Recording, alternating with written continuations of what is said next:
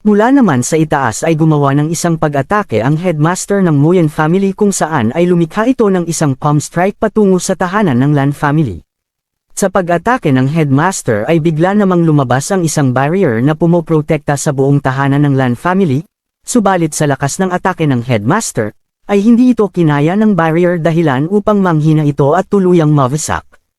Sa pagkawasak ng barrier ay tuluyan itong tumama sa harap ng tahanan ng Lan family na naging sanhi ng malakas na pagsabog sa buong paligid.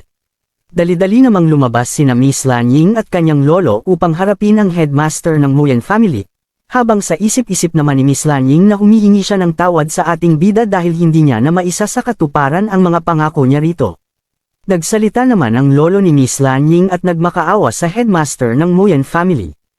Saad niya na maawa ito sa kanyang apo at isusuko niya ang buong Lan family sa kamay ng Nguyen family, ngunit tinuwanan lang ito ng headmaster at sinabing kung yun raw ang nais ng lolo ni Miss Lan Ying ay hayaan siya nitong gawing asawa ang kanyang apo at pagbibigyan niya ito sa nais nitong mangyari. Hindi naman ito ikinatuwa ng lolo ni Miss Lan Ying nang marinig ang mga sinabi ng headmaster, kaya't naglabas ito ng aura upang kalabanan ang headmaster ng Nguyen family. Mabilis na kumilos ang lolo ni Miss Lan Ying upang atakihin ang headmaster ng Nguyen family gamit ang kanyang kamay, subalit madali lang naman itong naiwasan ng headmaster, sabay gumanti ng atake sa lolo ni Miss Lan Ying na mabilis namang tinamaan sa kanyang katawan, dahilan upang bumagsak sa ibaba ang lolo ni Miss Lan Ying.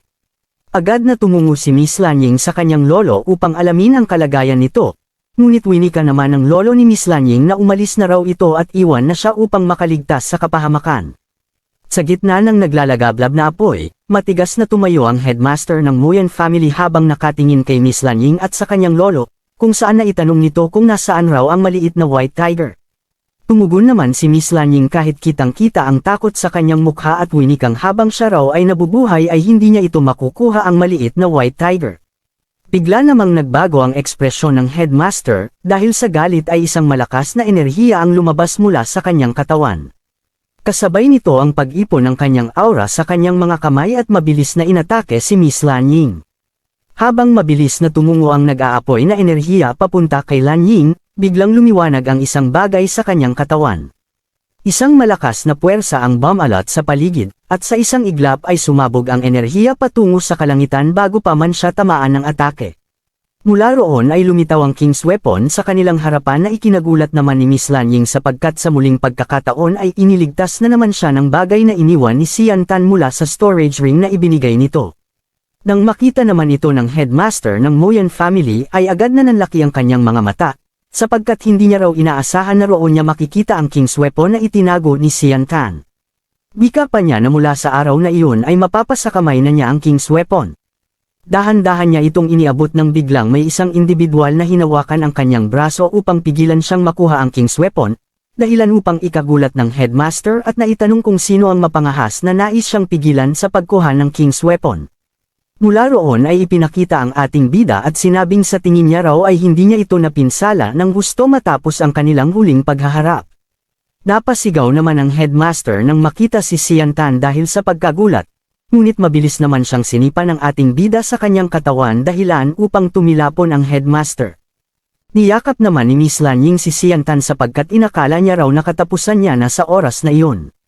Winika naman ni Sian Tan na humihingi siya ng tawad dito dahil sa nahuli siya ng dating sapagkat nahirapan siyang talunin ang mga elder na nais siyang paslangin. Samantala, sa kabilang banda naman ay gulat na gulat ang lolo ni Miss Lan Ying nang marinig ang mga sinabi ni Sian Tan at hindi ito makapaniwala na nagawang talunin ng ating bida ang apat na elder na tinataglay ang lakas ng Heaven Saint Master. Tumayo naman ang headmaster matapos tumilapon at inilabas ang isang papel na naglalaman ng pasabog habang sinasabi na hindi niya raw inaasahan na makakatakas si Sian Tan sa kamay ng apat na elder na tinataglay ang lakas ng Heaven Saint Master. Kaya't kanya na raw inaasahan ang posibilidad na ito ay mangyari kung saan ay maaga raw siyang naghanda ng plano upang harapin ang ating bida kung sakali mangmuli niya itong makaharap. Mabilis naman na inihagis ng headmaster ang kapirasong papel sa ere. Nalumikha ng malakas na pagsabog, habang may pagbabante kay Sian Tan na hintayin na lamang nito ang pagdating ng apat na elder dahil sa oras na iyon ay hindi na raw nila hahayaang makatakas si Sian Tan. Nagsalita naman ang ating bida habang paunti-unting binabalutan ng aura ang kanyang kamay. Anya, bakit raw kailangan niyang tumakbo? sapagkat ang lahat ng Heaven Saint Master na tinutukoy raw ng Headmaster ay kanya nang napaslang. Samantala, hindi naman naniwala ang Headmaster kay Sian Tan kaya't dinuro niya ito at sinabing ang isang Saint Master raw tulad ni Sian Tan ay nagsasalita ng walang katuturan. Wika niya pa habang naglalabas ng aura, na sa nakaraan nilang paghaharap ay naging pabaya siya laban kay Sian Tan, at ngayon ay ipaparamdam niya raw sa ating bida ang agwat ng lakas ng isang Earthen Saint Master at Heaven Saint Master.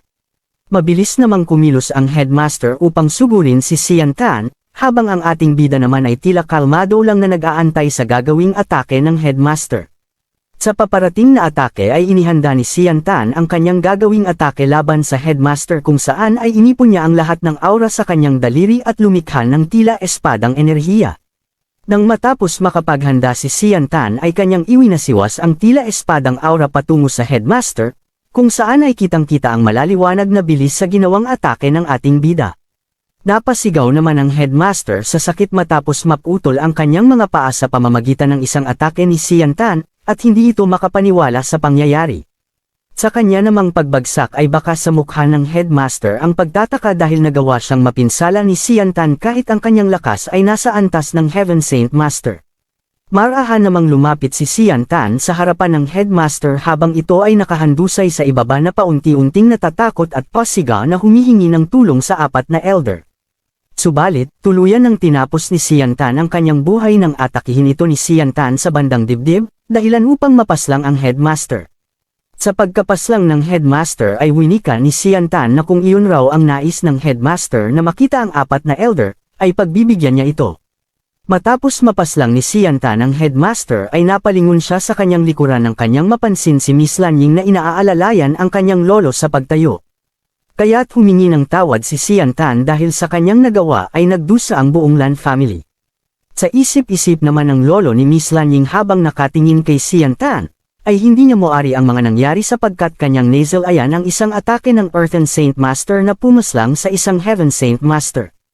Hindi rin nagtagal ay nagsalita na rin ang lolo ni Miss Lanying kung saan ay sinabi niyang huwag raw mag-alala si Sian Tan dahil pinili nila na maging kaibigan ng ating bida, kaya't walang dapat sisihin sa mga nangyari. Lumipas naman ang buong gabi.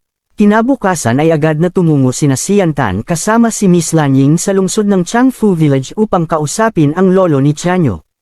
Sa kanilang pagdating ay sinalubong sila ni Chanyo at binati sa pagbabalik ni Sian Tan sa kanilang lungsod, sabay tanong kung mayroon na itong dalang masarap na pagkain. Agad namang iniabot ni Sian Tan ang isang pakete ng pagkain mula sa Saka City, subalit napansin naman ni Chanyo ang kasama ng ating bida na babae, dala-dala ang White Tiger, kaya't kanyang naitanong kay Miss Lanying kung kasintahan raw ba siya ni Sian Tan. Nahihiya naman sinagot ni Miss Lanying ang tanong ni Chanyo na hindi pa, ngunit agad na pinutol ni Sian Tan ang kanilang usapan ng kanyang batukan si Chanyo. Maya-maya pa ay winika ni Sian Tan na nais niyang makita ang ama nito at ang kanyang lolo dahil nais niyang humingi ng mga pabor sa mga ito. Agad namang tumungo sina Sian Tan sa isang silid kung saan naroon ang ama ni Chanyo at ang kanyang lolo. Sa kanilang pagdating ay napansin naman ng lolo ni Chanyo ang hawak-hawak ni Sian Tan kaya't kanyang naitanong kung anong nilalang iyon. Ipinakita naman ni Sian Tan ang isang maliit na White Tiger sa lolo ni Chanyo na ikinagulat naman nito, kaya't agad niyang inutusan si Chanyo na lumabas sa silid, na agad namang sinunod ni Chanyo. Sa paglabas ni Chanyo ay mabilis na binalutan ng lolo ni Chanyo ang buong silid ng barrier upang hindi marinig ang kanilang usapan. Maya-maya lang ay naitanong ng lolo ni Chanyo kung saan nakuha ni Sian Tan ang maliit na White Tiger na hawak-hawak niya. Doon ay naikwento naman ng ating bida na ito ay kanyang nakuha mula sa kagubatan kasama ang ina nito na nais sanang paslangin ng mga tauhan ng Nguyen family. Dahil sa labis ng panghihina at mga natamong pinsala ng ina ng maliit na White Tiger, ay hiniling nito na alagaan ni Sian Tan ang kanyang anak, kaya't nasa kanya itong pag-aari. Muling namang nagsalita si Sian Tan na ang dahilan ng kanyang pagbabalik sa lungsod ay upang humingi ng pabor na kung maaari. Na doon muna pansamantalang manirahan si Miss Lanying kasama ang maliit na White Tiger, sapagkat napakadelikado raw kung ito ay mananatili sa Saka City dahil daladala niya ang maliit na White Tiger. Binika naman ng lolo ni Chanyo na hindi raw ba ito natatakot na kung sakaling lumaki ang White Tiger ay maghahatid ito ng malaking panganib sa buong Tianyuan continent. Sinagot naman iyon ni Sian Tan na kung sakali man raw na lumaki ito, ay sa Jin Lijian family lamang ito magagalit at hindi sa mga tao, kaya't sinang-ayunan na rin ito ng lolo ni Chanyo, sapagkat kung iyon raw ang nais ng ating bida ay wala na siyang magagawa. Sa pag-alis nila si Yantan sa loob ng silid, sa isip-isip ng lolo ni Chanyo, panigurado raw na maraming tutungo na malalakas na cultivator upang agawin ang maliit na white tiger, kaya't kinakailangan nilang palakasin ang barrier na bumabalot sa buong Changfu Village. Sinabi niya rin na sana raw ay bilasan ni si Yantan ang pagpapalakas sapagkat hindi niya alam kung makakaya niya pa itong maprotektahan. Makalipas naman ang ilang oras ay ipinakita kung saan ipinag-utos ng lolo ni Chanyo sa elder na ama ni Chanyo na magmadaling ipadala ang isang order sa Blood Sword Sect na maghanda't kumilos. At kung sakali man raw na may kakaibang enerhiya ang lumitaw, ay agad itong ibalita sa kanya, na agad rin namang sinunod ng ama ni Chanyo. Matapos kausapin ni si Yantan ang lolo ni Chanyo ay sumapit na ang gabi kung saan ay naruroon na si Yantan sa isang silid. Inilabas naman ni si Yantan ang dalawang Saint Weapon mula sa storage ring at agad na tinawag ang Purple and Green Spirit upang tulungan siya na makapag-refine ng Chaos Chi. Maya-maya lang ay lumabas na rin ang Purple and Green Spirit at sinabing maaari naman raw nilang tulungan ang ating bida. Subalit, winika ng Purple Spirit na ang enerhiya sa mundong kanilang kinaroroonan ay lubhang napakahina.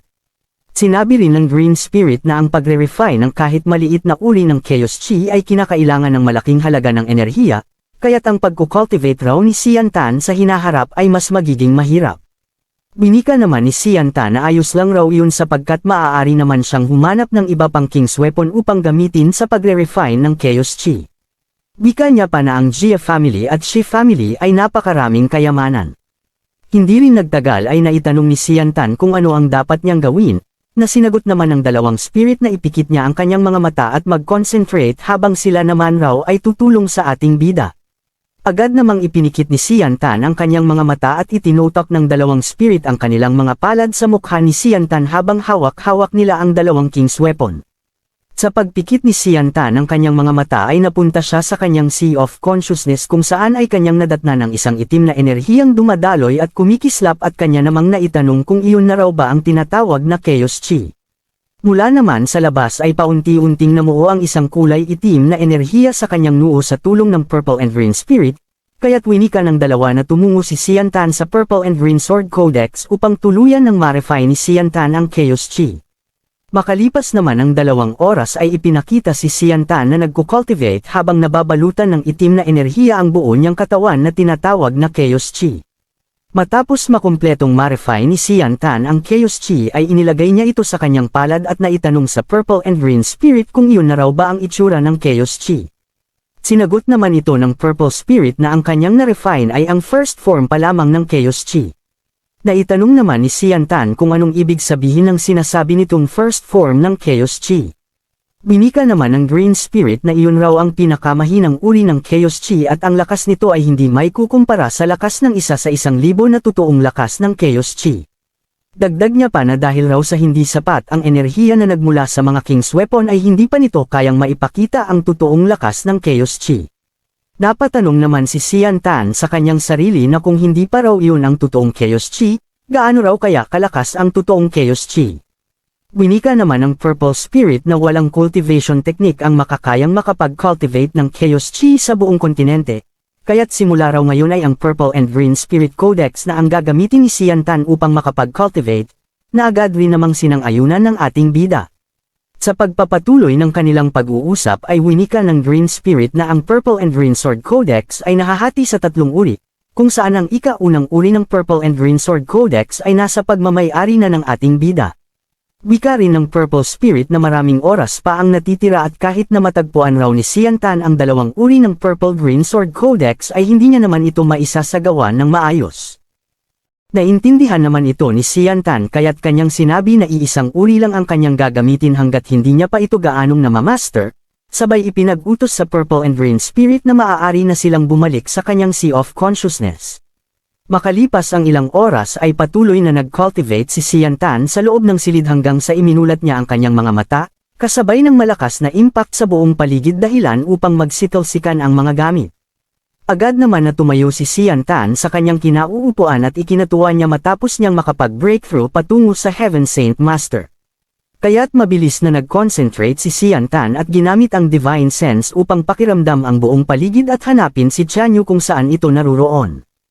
Hindi rin nagtagal ay natunton na rin ni Siantan si Tianyu, kaya't mabilis itong umalis at lumipad upang puntahan ito at kausapin. Sa pagdating ni Siantan sa kinaroroonan ni Tianyu ay namangha ito ng kanyang masilayan si Siantan na lumilipad. Kaya't kanyang naitanong kung napakasarap raw ba sa pakiramdam ang lumilipad. Winika naman ni Siantan na kung magsasanay ito ng husto ay kinalaunan ay makakayanan niya rin na lumipad tulad niya. Maya-maya lang ay winika ni Siantan na kung maaari ba siyang dalhin ni Tianyu sa kanyang lolo dahil may nais siyang sabihin dito, na agad naman sinang-ayunan ni Tianyu at mabilis silang tumungo roon. Sa pagdating nila Siantan sa silid kung nasaan ang lolo ni Tianyu ay nagbigay galang naman ang ating bida, sabay nagpasalamat sa kanilang pag-aalaga at winikang iyon na ang nakatakdang oras para siya ay lumisan, na sinagot naman nito na mag-ingat si Siantan sa kanyang paglalakbay. Subalit bago pa man lumisan si Siantan ay kanyang naitanong sa lolo ni Tianyu kung hindi raw ba nila nais na sanayin si Tianyu upang lumakas, na ikinagulat naman ni Tianyu at sinabing huwag raw magsalita si Siantan ng kung ano-ano, sapagkat noong mga nakalipas na taon raw ay naisa na siyang isama ng kanyang ama patungo sa labas ng lungsod, ngunit panggugulpi lamang ang kanyang inabot mula sa kanyang lolo na halos 12 araw siyang hindi makabangon.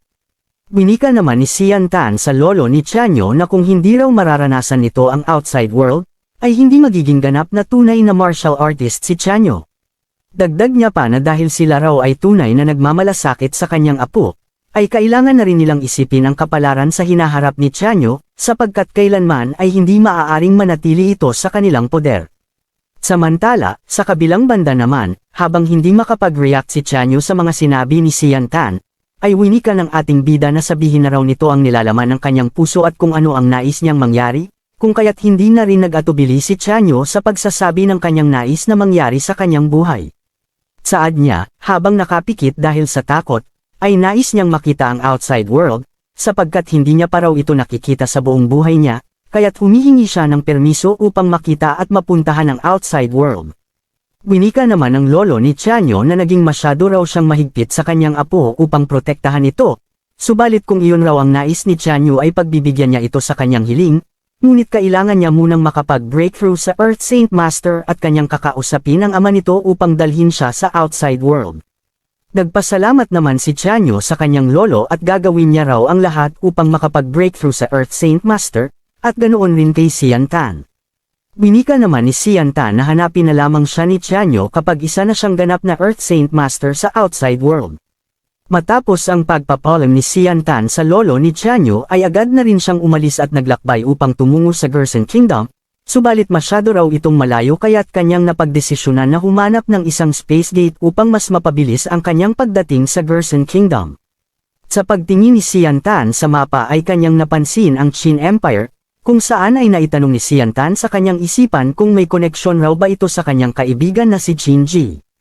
Matapos itong mapansin ni Siantan ay mabilis siyang kumilos upang puntahan ang Qin Empire habang tinitingnan ang jade na ibinigay sa kanya ni Qin Ji. Makalipas ang ilang sandaling paglalakbay ay narating na rin ni Siantan ang Qin Empire at agad na sinuri ang buong paligid upang magtanong-tanong sa mga mamamayan na naruroon. Maya-maya pa ay napansin ni Siantan ang isang gusali, kaya't kanyang napagpasyahan na doon muna magsimulang magtanong at maghanap sa kanyang kaibigan na si Qin Ji. Habang papalapit si Siantan ay napansin niya ang mga kawal na nagbabantay mula sa tarangkahan ng isang gusali, at sa kanyang pagbaba ay naitanong ni Siantan sa mga kawal kung may kilala raw ba ang mga ito na nagngangalang Qin Ji. Ngunit nagalit naman ang isang kawal habang hinuhugot ang kanyang sandata matapos marinig ang pangalan ni Qin Ji, sapagkat sino raw siya upang banggitin ang pangalan ng ikatlong prinsipe. Agad namang tinutukan ng mga kawal ng kanilang espada si Siantan, habang si Siantan naman ay hindi makapaniwala na isa palang prinsipe ang kanyang kaibigan. Sa gitna ng pagiging agresibo ng mga kawal ay inilabas ni Siantan ang jade na ibinigay sa kanya ni Qin Ji, dahilan upang ikagulat ito ng mga kawal sapagkat iyon raw ay isang Qin Emperor Jade. At nang kanilang mapagtanto na ito ay isang totoong Qin Emperor Jade, ay hindi naman nag-alinlangan ang mga kawal na humingi ng tawad kay Siantan sa pagiging agresibo, kasabay ang pagtatanong sa pangalan ng ating bida upang may parating sa kanilang minamahal na ikatlong prinsipe. Lumipat naman ang eksena mula sa loob ng isang gusali kung saan ay binati ni Qin Ji si Siantan sa kanyang pagdating sa Qin Empire at sa wakas raw ay tumungo na rin ito roon. Nagbigay galang naman si Xian Tan kay Qin-ji at winikang naroon raw siya upang humingi ng isang pabor. Nawinika naman ni Qin-ji na sabihin lang ni Xian Tan ang kanyang kailangan at gagawin niya lahat ng kanyang makakaya basta upang matulungan ang ating bida. Winika ni Xian Tan na mayroon siyang mahalagang aasikasuhin at naghahanap siya ng isang teleportation gate, at kung sakali man ay mayroon raw ba ang Qin Empire na isang teleportation gate. Tumugon naman si Qin-ji kay Xian Tan. Saad niya na inakala niya raw na ito ay isang napakalaking problema, sapagkat kung iyon raw ang kanyang kailangan ay tama ang napuntahang lugar ni Xian Tan, sapagkat sila raw ay nagmamay-ari ng isang teleportation gate bukod sa Mercenary City na kanilang nasasakupan. Subalit bago pa man umalis si Xian Tan ay hiniling ni Qin-ji na kung maaari ay magpahinga muna ang ating bida sa kanilang lungsod kahit 3 araw upang makadalo ito sa darating na kaarawan ng kanyang ama, na hindi naman tinanggihan ni Xian Tan. Sa pag-uusap nila Xian Tan at ni Qin-ji ay may dumating na 3 individual na babae na nagngangalang Qin Shi, Qin Yu, at Fan Nan, kung saan ay binati naman ito ni Qin-ji sa kanilang pagdating. Sa kanilang pagdating ay ipinakilala ni Qin-ji ang ating bida bilang kanyang kaibigan at isang mercenary competition champion, na ikinamangha naman ng 3 sapagkat hindi raw nakikita sa panlabas na anyo ni Xian Tan na isa pala itong mercenary champion. Nagbigay galang naman si Xian Tan sa 3 babae at sinabi na ang mga papuri nila ay kanyang ikinagagalak. Hindi rin nagtagal ay niyaya ni Qin-ji na sabay-sabay na kumain ang lahat habang patuloy pa rin ang pagpuri ng 3 babae kay Xian Tan sa pagkapanalo nito sa mercenary competition. Subalit habang sila ay abala sa pagkain at pag-uusap ay may isang individual ang dumating na napansin naman ng lahat ng naruroon. Ipinakita naman ang isang individual na nagngangalang Xiao Han na galit na pumasok sa pintuan dahil kailangan niya pa raw ba na ipaalam sa prinsipe sa tuwing tatanggaw siya roon. Sa pagdating ni Xiao Han ay naitanong naman ni Qin-ji kung ano ang dahilan kung bakit siya tumungo roon, na sinagot naman ito ni Xiao Han na naroon siya upang pag-usapan ang tungkol sa regalo na ibibigay niya sa ama ni Qin-ji. Subalit habang siya ay nagsasalita ay napansin naman nito si Xian Tan na nakaupo sa isang tabi kaya't kanyang naitanong kung sino ang individual na kasama nilang kumakain. Winika naman ni Qin Yu na si Xian Tan raw ang kaibigan ng kanilang third brother na si Qin-ji, ngunit hindi naman makapaniwala si Xiao Han sa kanyang nalaman, kung kaya't agad nitong dinuro si Xian Tan at sinabing hindi raw ito karapat-dapat na makasabay kumain at uminom ng 3 prinsesa na nagkakahalaga ng milyon-milyong halaga ng ginto.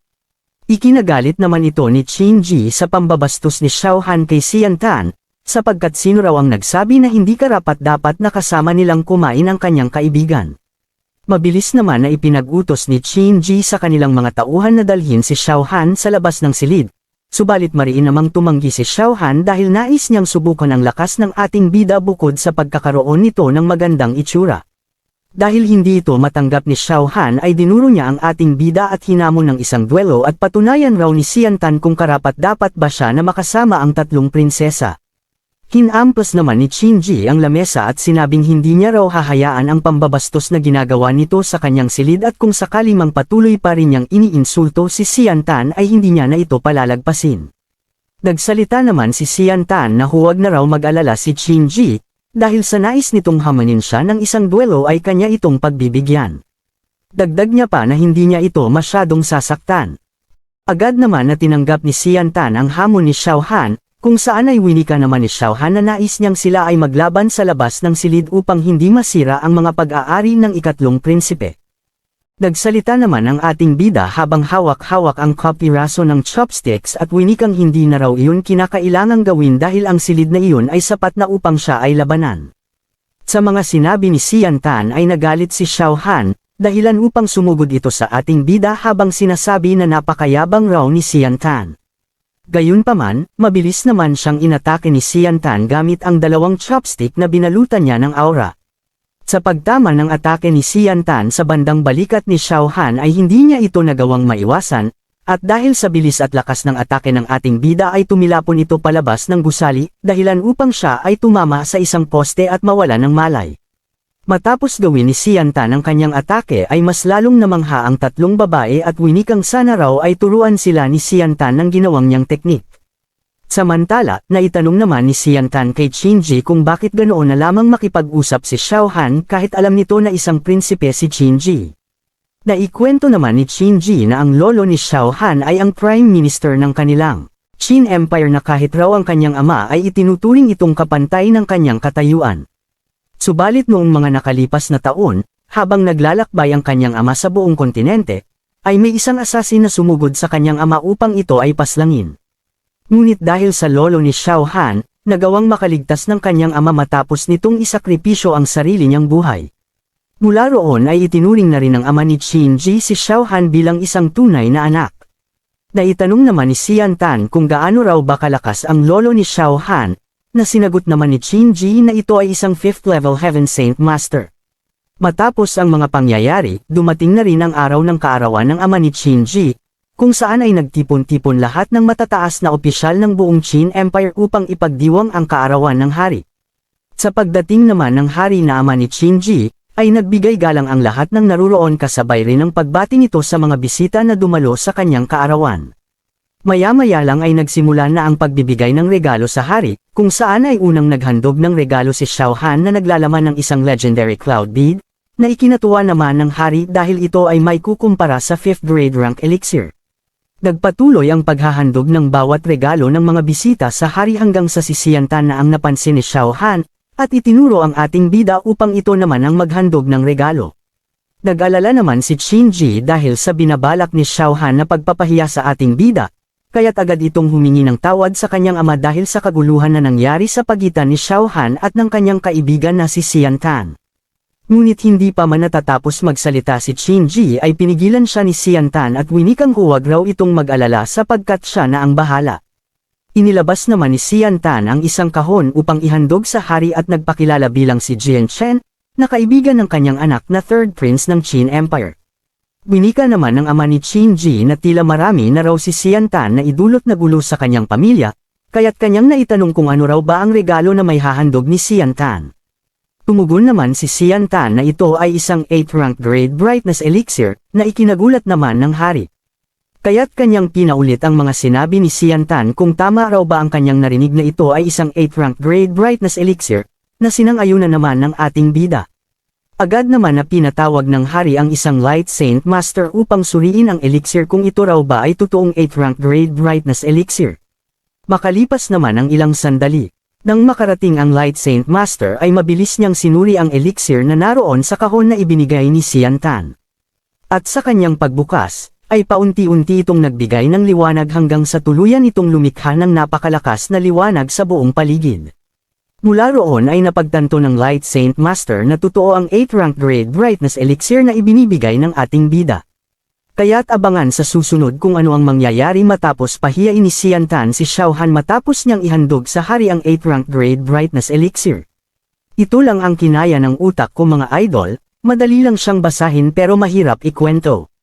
May laban ng mangyayari sa next episode kaya't huwag kalimutan i-like ang ating video, maglala muna ako para may energy.